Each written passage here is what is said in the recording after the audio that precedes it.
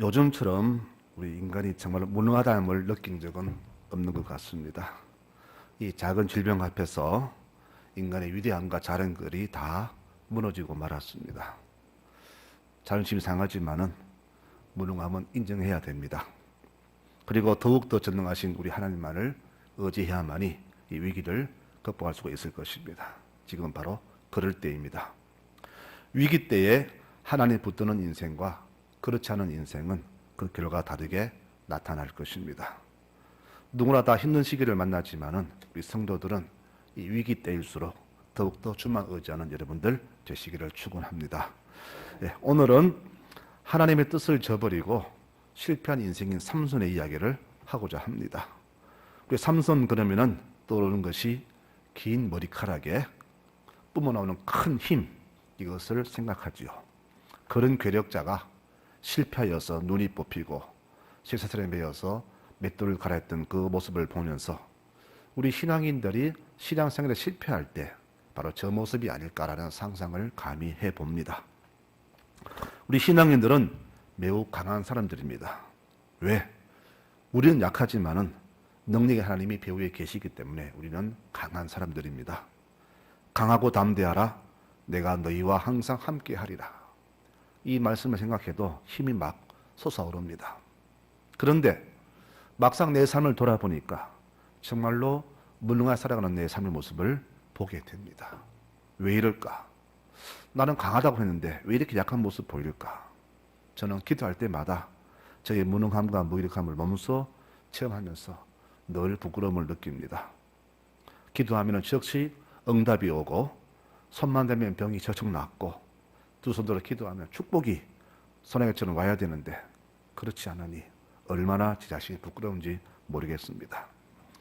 기도하면 다 주신다 했는데 왜 이리 응답이 없을까? 더딜까? 혹시 주셨는데 내가 깨닫지 못한 것인가? 이런 의문점도 참 내 삶에 많습니다.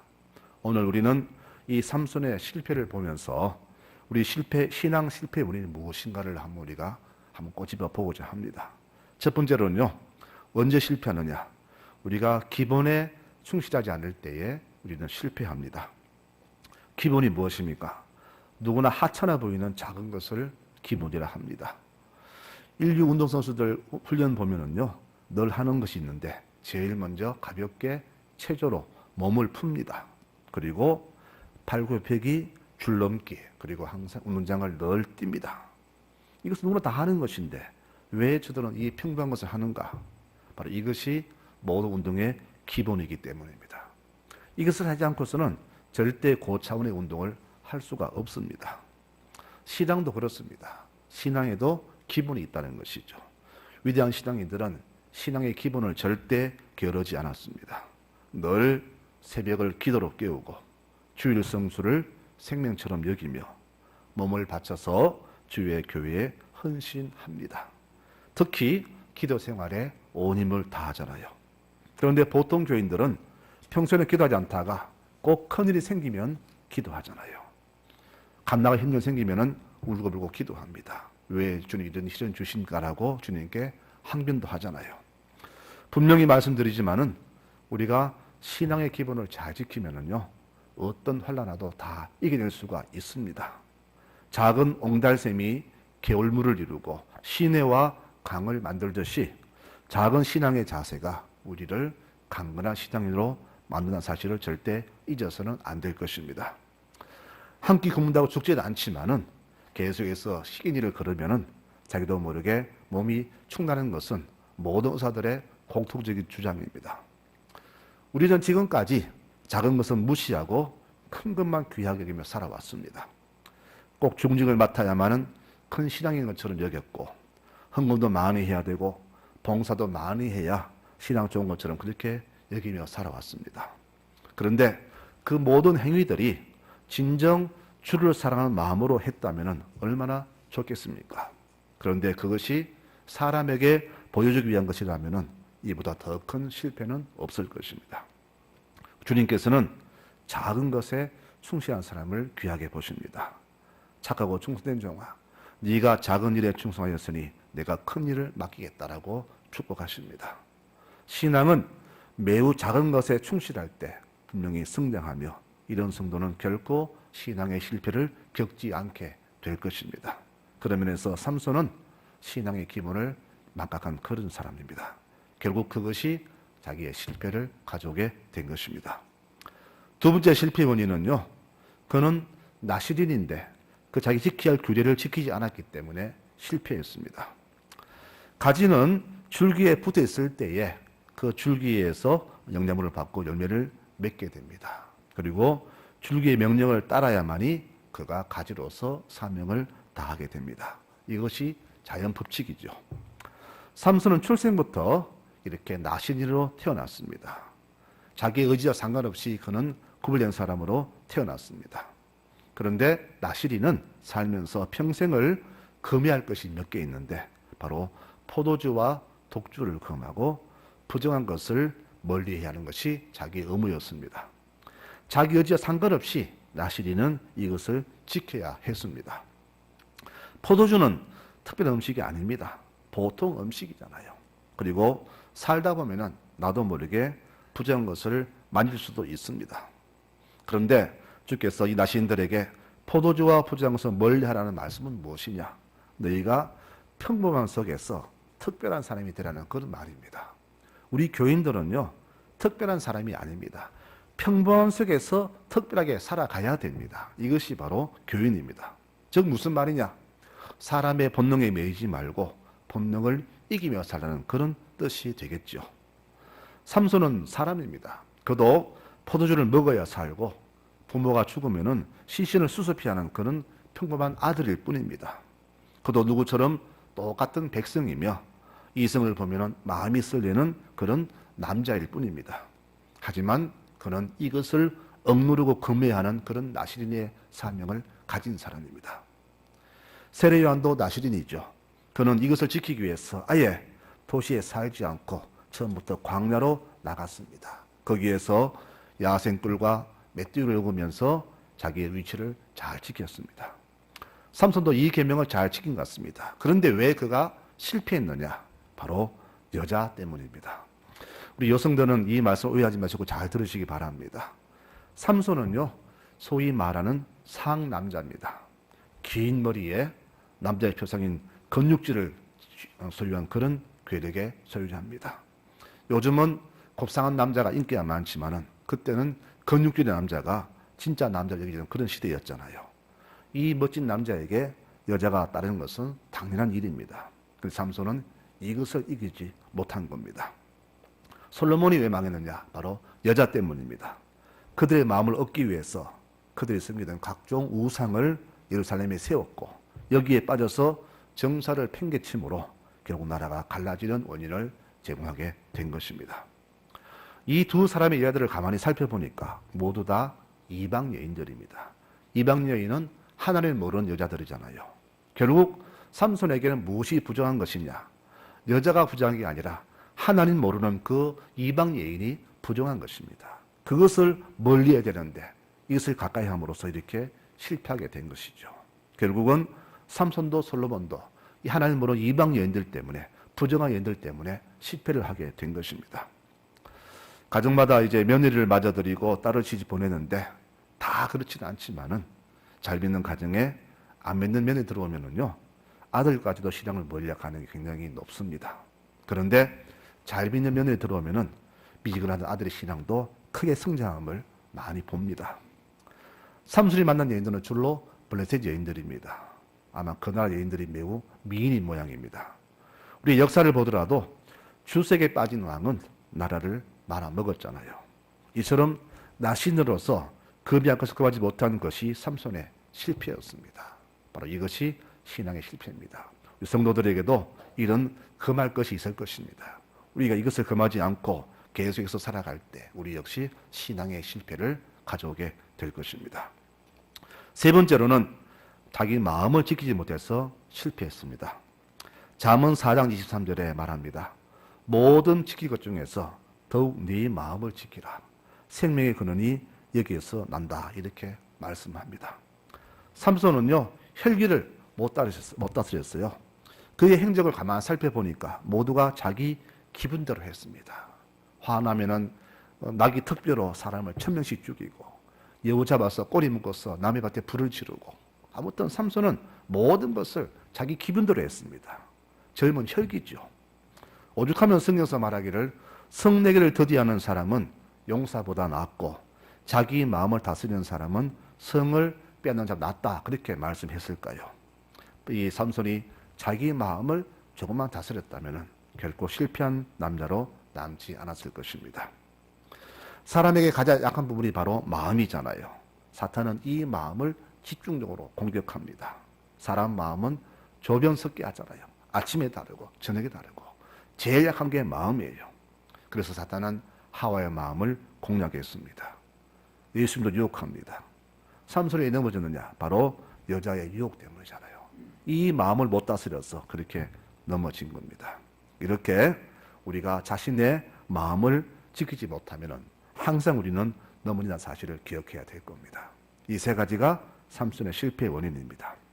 그러면은 실패했을 때 어떤 결과가 주어지는가? 오늘 보니까 참 비참한 모습을 보게 되는데, 첫째는요, 능력을 잃고 놋줄에 매이게 된다는 것을 알아야 됩니다. 놋줄에 매인 것은 죄에 매여서 우리가 누리던 참 자유를 뺏겠다는 그런 말이 됩니다. 소금이 그 맛을 잃어버리면은 버려져서 발에 밟히듯이 신앙인이 능력을 잃어버리면 세상에 아무런 설모가 없어지게 되고 저 사람들에게 웃음거리가 될 뿐입니다. 한 달을 더 받은 종은 그 하나마저 뺏기고 쫓겨나서 슬피 울었다고 성경은 말하잖아요. 우리 신앙인이 신앙생활에 충실치 않으면 이런 결과를 맞이하게 된다는 사실입니다. 두 번째 결과는 포로가 됩니다. 유대인들은 가장 수치가 뭐냐? 이방인에게 수모를 당하는 것입니다. 삼손은 능력을 잃고 곧바로 포로가 되었습니다. 놋줄에 묶여서 그토록 혐오하던 블레셋 지방에 끌려갔습니다. 시편 137편의 노래를 읽어보면 포로로 된 유대인들의 한 맺힌 노래소리가 지금도 들려오는 것 같습니다. 얼마나 비참했을까요? 이렇게 우리가 신앙을 잃고 실패하게 되면 이렇게 악한 영의 포로가 되고 세상들에게도 무시를 당하는 그런 수모를 겪게 될 것입니다. 2, 3절 말씀 보니까요, 이렇게 말해요. 블레셋 사람들이 이르되 우리의 신이 우리 원수 삼손을 우리 손에 넘겨주었다 하고 다 모여 그들의 신 다곤에게 큰 제사를 드리고 즐거워하고 라고 구절이 나옵니다. 이것이 바로 실패의 결과입니다. 우리가 신앙에 실패할 때에 이와 같은 수모를 당하는 겁니다. 그래서 우리는 절대 신앙에 실패하지 않도록 날마다 애를 써야 합니다. 신앙인이 신앙을 잃으면 이런 수모를 당하게 된다는 사실을 성경은 분명히 증거합니다. 세 번째 결과는요, 눈이 뽑힙니다. 가장 큰 불행은 사람에게서 앞을 보지 못하는 겁니다. 바로 가장 큰 불행을 삼손은 당합니다. 또 눈이 뽑힌 것은 자기 미래를 더 이상 내가 좌지우지하지 못한다는 그런 뜻도 포함되어 있습니다. 내게 주신 내 인생을 내 마음대로 못하는 그런 올무에 되었다, 그런 뜻이 되겠죠. 이것이 바로 신앙 잃어버린 자의 비참한 결과입니다. 마지막으로 어떤 결과냐? 맷돌을 돌리게 된다는 사실입니다. 여러분, 맷돌 돌리는 것은 노예가 하는 일입니다.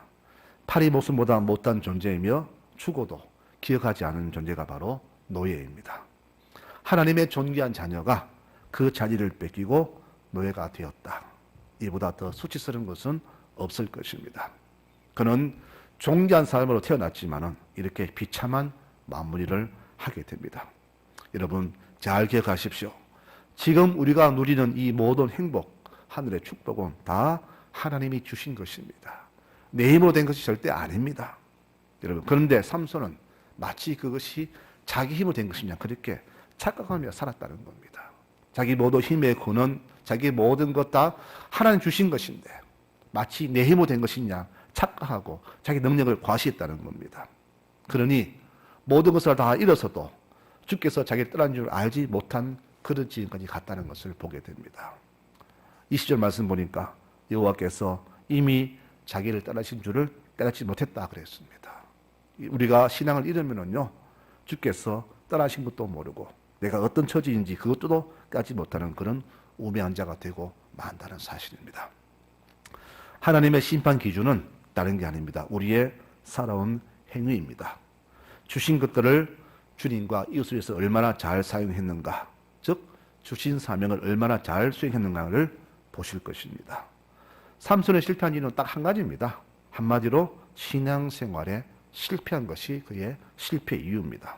그렇다면 반대로 우리가 신앙에 성공하면 내 삶도 성공한다는 것을 유축할 수 있겠죠.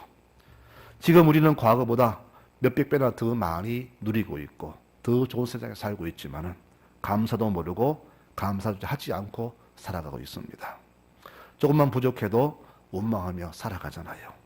이것을 볼 때 우리의 신앙이 얼마나 부실하고 기본이 안 돼 있는함을 다시 한번 깨닫게 됩니다. 신앙생활은 내 뜻대로 하는 것이 아니라 주의 뜻대로 하는 것이 바로 신앙생활입니다. 여러분, 오직 우리 주님께서는 오직 아버지의 뜻을 따르셨고 조금도 자기 마음대로 하지 않았습니다. 아버지 하신 것을 보고 들은 그대로 이 땅에서 행했습니다. 그랬더니 그분은 절대 실패하지 않았습니다. 신앙의 성공은 어떤 것이냐?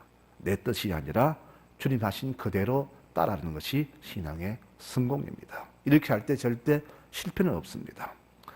자기의 마음은 십자가를 거부했지만은 행동은 주의 마음을 따랐습니다. 바울은 우리에게 이렇게 권면합니다. 너희 속에 이 마음을 품으라. 곧 그리스도 예수의 마음이라 그랬습니다. 여러분, 주의 마음을 품으시기 바랍니다. 내 마음을 다스리시기 바랍니다. 그러면 주의 마음은 어떤 마음입니까? 성경 말하잖아요. 그는 본래 성부 하나님과 똑같은 존재지만은 성부와 똑같은 존재로 인정받지 않고 자기를 낮춰서 종의 모습으로 이 땅에 오셨고 죽기까지 아버지께 복종하셨다 그랬습니다.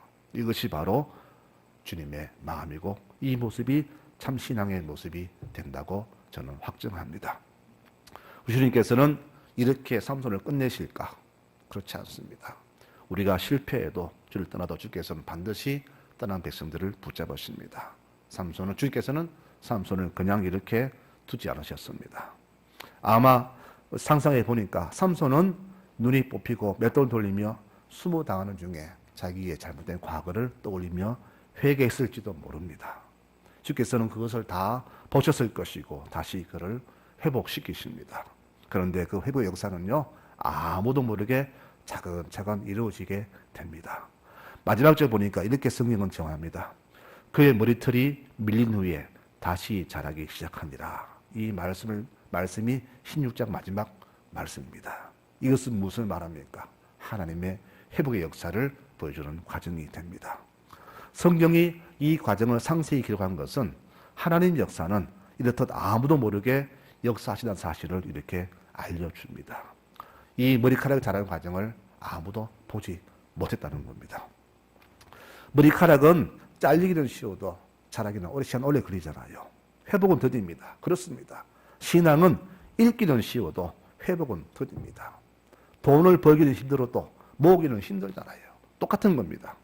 이것을 볼 때에 삼손의 그 괴력의 근원은 긴 머리카락이 아니라 우리가 신앙생활 충실할 때 주시는 하나님의 은혜임을 다시 한번 깨닫게 됩니다. 여러분, 신앙의 힘은 나의 배경이 아니라 내가 주의 일에 충실할 때, 신앙의 근본을 지키며 성실히 살아갈 때 베푸신 은혜가 바로 괴력임을 다시 한번 알게 됩니다.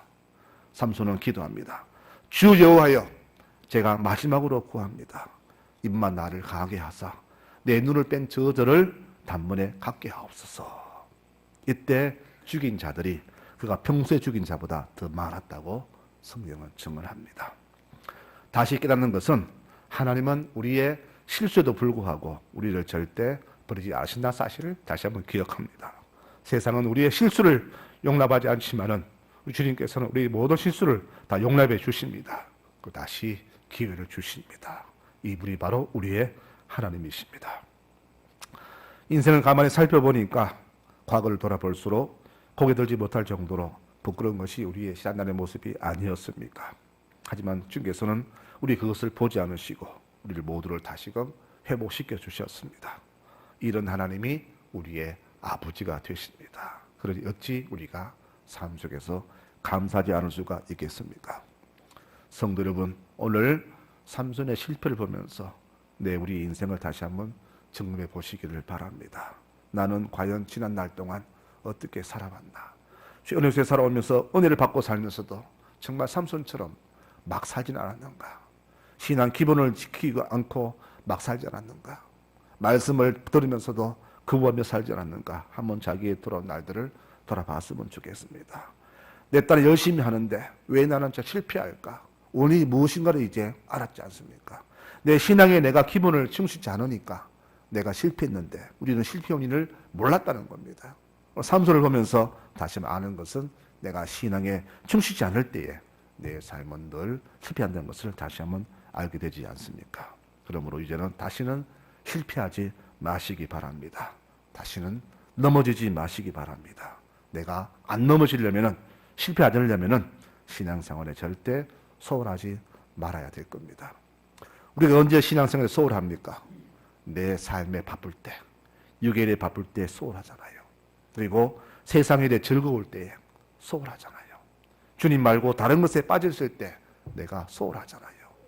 내 마음은 아니라 하지만은 내 삶은 벌써 실패의 삶을 달려가고 있지 않습니까? 이것을 우리는 다시금 알아야 됩니다. 건강은 갑자기 나빠지는 것이 아니라 평소에 소홀히 한 작은 것이 큰 병을 불러오지 않습니까? 우리의 소홀한 신앙생활이 이처럼 큰 해를 불러오지 않게끔 늘 자신을 돌아보는 그런 지혜를 가지는 여러분들이 되시기를 축원합니다. 성도 여러분, 오늘 삼손을 보면서 이 모습으로 우리의 모습이 되지 않기를 소망합니다. 주신 것에 감사하고 맡겨주신 일에 감사하면서 최선을 다하는 충성스러운 여러분들이 되시기를 바랍니다. 신앙은요, 어려울 때일수록 어두울수록 그때 드러나는 겁니다. 깜깜함일수록 작은 촛불 하나가 주위를 밝히듯이 여러분, 우리의 작은 신앙, 진짜 신앙은 시대가 어렵고 시대가 어두울수록 그때서야 밝히 드러나는 겁니다. 위기 때에 나타나는 것이 바로 참 신앙입니다. 오늘 이 삼손을 보면서 자신 한번 돌아보고 우리의 남은 모든 생애를 다시는 실패하지 않도록 항상 자기를 돌아보는 모두가 되시기를 축원합니다. 이렇게 신앙에 충실함으로써 한 주간도 날마다 승리의 삶을 살아가시는 우리 성도교회 모든 교우들 되시기를 축원합니다. 아멘.